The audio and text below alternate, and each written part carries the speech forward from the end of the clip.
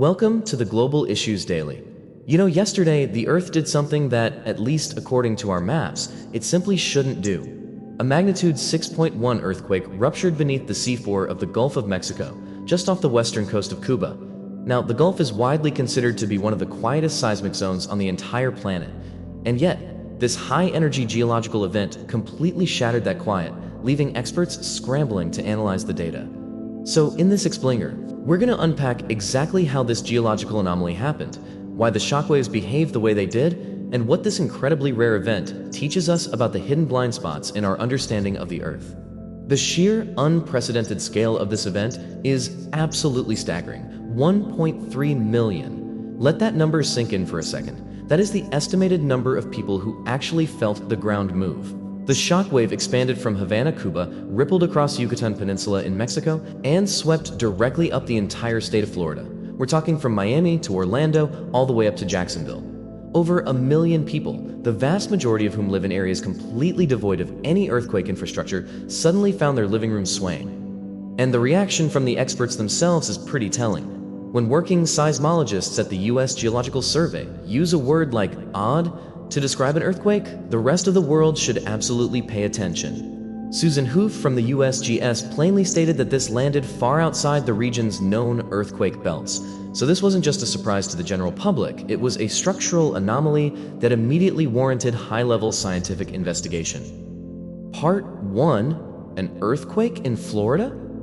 Well, to understand how an earthquake originating 104 kilometers off the coast of Cuba ends up rattling windows over 600 kilometers away in Florida, we first have to look at the sheer rarity of this event. This was the largest instrumentally recorded earthquake inside the Gulf of Mexico since at least 1950. In fact, it's one of only 6 earthquakes of magnitude 5.0 or greater to occur anywhere in the Gulf in the last 76 years. To put that into perspective, a 6.1 in this basin isn't just a routine tremor. It's a multi-generational event. Part 2: The interplay anomaly. We really need to examine the actual mechanics of the Earth's crust here, because the location of this rupture is a true geological puzzle. As you might know, earthquakes overwhelmingly happen on the edges of tectonic plates, those volatile boundaries where massive slabs of the Earth grind together or pull apart.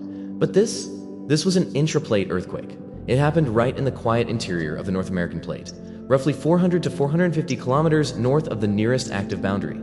No earthquake larger than magnitude 5 had ever been recorded within 250 kilometers of this exact spot in the modern record.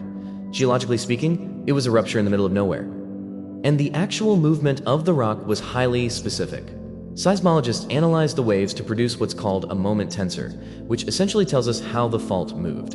The data showed reverse thrust faulting. This means it was nearly pure vertical motion. One side of the fault was thrust violently up and over the other due to immense compression. Interestingly enough, on the exact same day, a magnitude 7.8 reverse thrust earthquake hit the Philippines, but that was on a highly active subduction zone plate boundary. Our Gulf earthquake happened in the dead center of a quiet plate.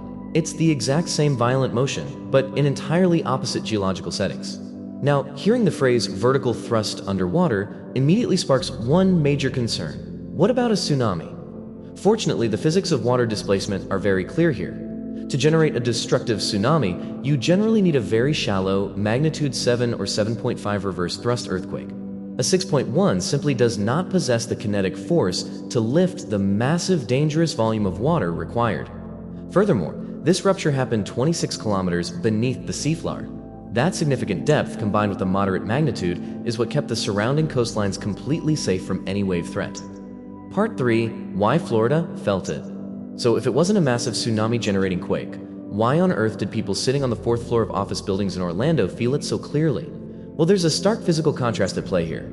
If a 6.1 hits California, the seismic energy is quickly soaked up and dissipated by the young, highly fractured rock of the West Coast. But the southeastern United States sits on old, cold, highly stable continental crust. Think of it like a giant solid tuning fork. When the quake ruptured off Cuba, that energy didn't just fade away into the Gulf, it efficiently transmitted through the dense Florida platform. It rode that stable rock for hundreds of miles, delivering a faint but very real jolt to millions of people. Part 4: The E1080 connection. Perhaps the most fascinating piece of this puzzle is that this seemingly unprecedented anomaly actually has a historical twin. You have to go back exactly 146 years to January 23, 1880. An earthquake of roughly the exact same size, a 6.0 to 6.2, struck western Cuba on the same fault system. And just like yesterday, that 1880 earthquake was felt as far away as the Florida Keys. But there's a single vital difference when it comes to human cost. The 1880 quake struck under the land itself, near San Cristobal, killing 3 people and severely damaging buildings. Yesterday's quake struck just offshore. That slight shift in geography from land to water is literally the only reason this event was just a curiosity for millions rather than a tragedy. This is exactly how these quiet faults operate, driven by what geologists call a recurrence interval. The broader tectonic forces of the Caribbean constantly squeeze the crust, and this specific fault slowly stores that stress. It's like bending a thick steel bar a tiny fraction of a millimeter every single year. For decades, 146 years to be exact, nothing visible happens. The rock just silently bends. But eventually, it reaches its absolute physical limit, and it snaps back. That snap is the earthquake. The fault went completely silent for the entire era of modern seismology, only to finally speak again yesterday. Part 5. Maps versus reality. An event like this inevitably clashes with what we think we know, bringing broader implications for how we view global risk. First, we really have to address the immediate surge of online speculation. Given the current geopolitical tensions surrounding Cuba, claims quickly circulated that this event might have been engineered. But the actual data tells a completely different story. Natural earthquakes leave a highly specific, unmistakable signature on a seismograph. Compressional waves followed by shear waves and then surface waves. An artificial explosion produces a fundamentally different signal, just a sharp compressional pulse. The waveforms recorded yesterday show a clean, textbook, natural reverse thrust rupture. The data is entirely conclusive. This is a problem of physics, not politics. The absolutely crucial point here is about how we assess risk. If you look at the official U.S. National Seismic Hazard Maps, the entire Gulf of Mexico and the Florida Peninsula are grayed out, low hazard, effectively zero hazard. If you live in Florida, you plan for hurricanes, not moving ground. Yet, an earthquake ruptured inside a gray zone, and over 1 million people felt it. It forces us to realize that our hazard maps represent probabilities over human lifetimes, not the absolute capabilities of the Earth's crust. There is one mildly unusual detail remaining for scientists monitoring this situation right now, and that is the quiet.